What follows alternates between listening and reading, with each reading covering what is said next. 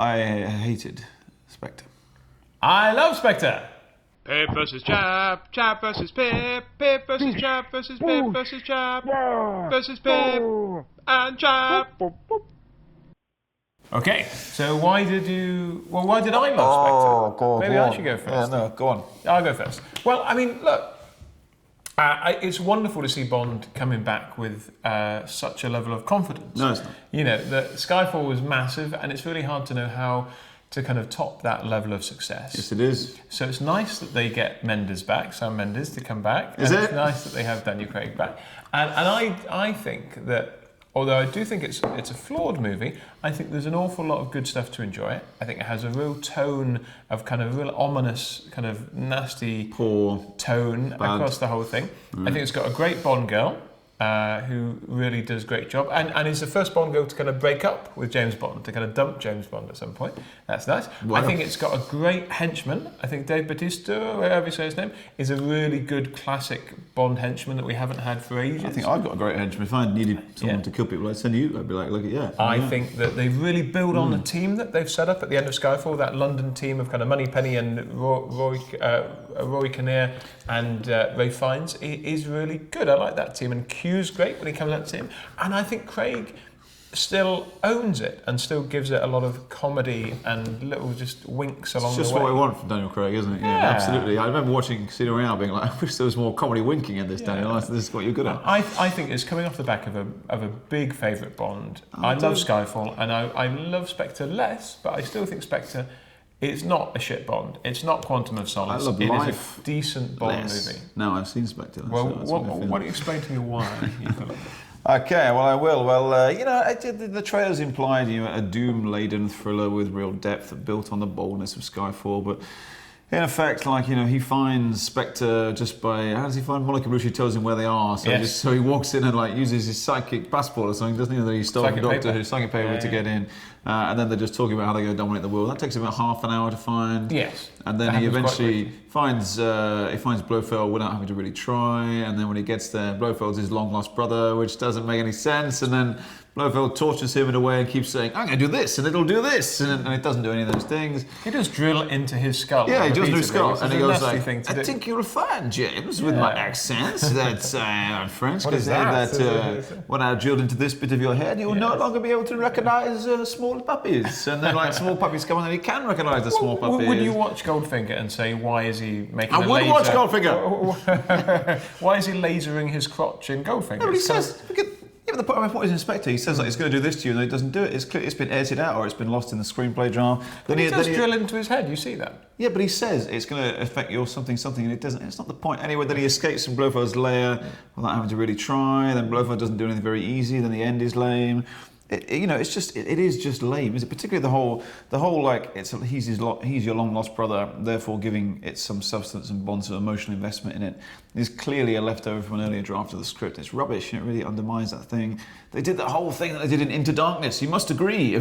Honestly, he's not playing that guy. And then you watch the film and it's like, oh my god! And it's revealed by him going, I am Blofeld. We should just stop doing that entirely. Yeah. It just, oh my god! And it even cuts to the cat, doesn't it? 10 seconds before, I was literally. Then I remember I leant over to my girlfriend after about 10 minutes later and said, well, there'd be another twist, wouldn't there? Around she's Blofeld or something, or Moriarty, Moriarty Blofeld. But there's nothing like that. All the stuff in London should be interesting.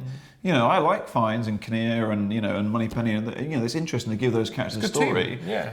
But it's so poor, and so that Moriarty is going to be the villain as soon as he walks on. That he's working for Blofeld. So there's no twist. There's no real connection between them. There's no credibility to how any of that's happened. All that's really, really poor. All the building a giant GHQ thing. No, I don't know that. But I think it's got some great scenes along the way. I feel like I really actually... It's a shame that Monica Bellucci doesn't survive longer, because I think the scenes with her and Bond... She doesn't die. Oh, no. Well, so you are right. But she's not in it more, because those scenes are good. I like the funeral scene. I like the sheer stupidity of Bond, like seducing a widow on the literally on the night of her husband's burial.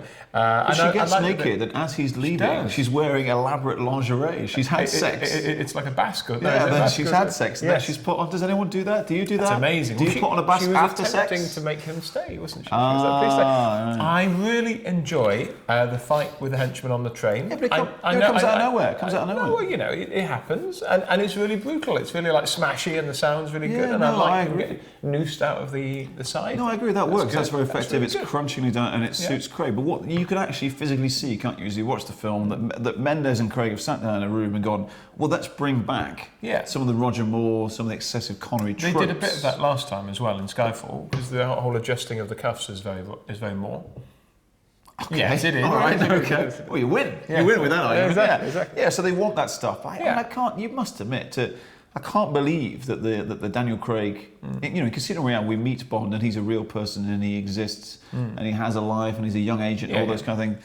That we get to by Spectre, him ejecting from his Aston Martin while racing around Rome, landing on his parachute, that he escapes from the baddie's evil lair by using his exploding watch that the villain hasn't taken off him, despite being an evil genius, despite bugging his phone in his apartment, despite having someone who's in charge of GCHQ on his payroll. He doesn't know the Bond's got an exploding watch. All that's so, you know, I mean, I don't say it's not sort of fun, and I did enjoy it to an extent. I just felt so frustratingly disappointed that there's no unity to it, that they go for the excessive stuff, particularly like, because they want to do like a Jaws riff, don't they? Yeah. So the villain turns up on the train and attacks him, and it's supposed to riff on From Russia with Love, and it riffs on Live and Let Die. But I watched the whole sequence being like, well, it just turned out to attack him. They haven't built this out of any credible threat. It's a real shame that they don't take what they do in Skyfall and then move that into something interesting, and that it has that Brosnan thing of 3 or 4 scripts competing. Sure. I mean, I think it's not necessarily, as a film, it's not the sum of its parts. I think that it's got good stuff in it, and the lasting aftertaste is a bit off, is a bit odd. But 2 scenes really kind of make it work for me, and I think everybody has come out of it saying that the first 10 minutes, the kind of pre-credits, is terrific. Everybody's talked about that opening shot being great, but also just that guts to say, what can we do that's different as a spectacle? Let's do something in front of an audience. Let's do something with a huge audience. And so the stuff with the helicopter in the square in Mexico is amazing. It's brilliant. But it then segues into the sexy octopus legs thing. Some people like that. I'm not a huge fan. I don't like the song, and I don't like the octopus song, so it's not great. Star. And I like the bit when he sits in the room and he's just like up in the middle of the night going, and then the mouse comes out, or the rat, and he goes like, "Hello, mouse." That 10 seconds is fun. Have you been sent to kill me? And but because that's great. That's great. That's fun. One. I agree with it, and that gives Craig some good stuff to do, and it feels like he's a real person. But the effort to imply that like Blofeld's been behind all of Craig's films, that it ties together, is absolutely nuts. That is nonsense. Particularly the stuff where he has, because in the trailer's implied, he finds Mr. White and he's part of it. Yes. In the film, he rings money up and he goes, "Where's Mr. White? That guy we can never find, Brucey." She goes, "Oh, she's at that place." So he goes and finds her, and all like Blofeld goes, "Oh, well, I was behind everything." And you the worst bit is when he walks through the firing range at the end, and it's just got printouts. And I was like, I want the next printout to be Knick Knack, or Baron Somebody. Kind of Mr. Han and Mr. Kid, or whatever they're called. From, holding hands as the homosexual hitman. He was behind you guys. All the efforts to and the real shame is all naff. That Waltz should be the best villain of them all. He's a fabulous actor. Terrific actor. And they just don't give him. At one point, he stands there in slippers, sort of like gently telling Bond something. They don't give him something to do. I thought it was a dream sequence when I watched it. You know the bit where he escapes from the base? He kills 10 people without even trying. The whole thing explodes behind him. I thought it was some kind of like, Blofeld's let him escape for some reason. You know, when he turned and he got the scar on his face, I was like, it's such a naff attempt to build in that mythology. But why do we want that from Daniel Craig's Bond? Why aren't they bolder with it? Why haven't they gone with an idea? I'm so surprised that Mendes and Craig wanted to do that. I love Craig. He's the best Bond in the book, without doubt. He's the best. But would we want to do another one now? We'll be at the Invisible Car. No, Invisible Car next. He should do another one, because I mean, whatever I think, the response to Spectre has been mixed. The box office will be lower than Skyfall. Maybe that was inevitable, but reaction's mixed. He should do one more to really nail it. So he's got 3 good ones. Would it be a? Oh, that's the end of argument alarm. Well, look, you admit it's a massive letdown after Skyfall. The overall, It's not as good as Skyfall. The overall experience of watching it is one of being frustrated that it has so many shortcomings. It wastes so many opportunities. So I agree, it's entertaining. But And if I were to sit you down in front of like my 10 favourite scenes from Spectre, I think you'd get to the end of that having really enjoyed yourself. But it fails on its own ambitions. As the a film, emotional as an tie, overall. having Blofeld, the throwbacks, finding Spectre, having a girl who's the equal of Vesper. It doesn't match any She of its is own a good- ambitions. she is a good She's Bond lovely, girl, though, but they don't give it enough time. They don't write it well enough. If you chopped off, I agree, the opening's wonderful. If you chop off the opening, there's nothing in there that's really great. And we've got to say, Spectre. It is a big letdown. It is a crushing defeat after Skyfall. Well, You must confess. You must confess. I'll drill into your head until you can no longer recognise toilet paper. Yeah. So you use your hand to wipe your. Why do you do that with toilet paper? Why would you do that? That's what I do. Is that not what you're supposed to do? But if you're confused that your hand is toilet paper, don't then wipe it on your face. Is that not the thing? That is a double error. That's what we do in the Midlands. You're such a London wanker. I will confess that I wanted to love it much more than I did love it, and I can feel myself. I can feel me trying to convince myself that I liked it. I know.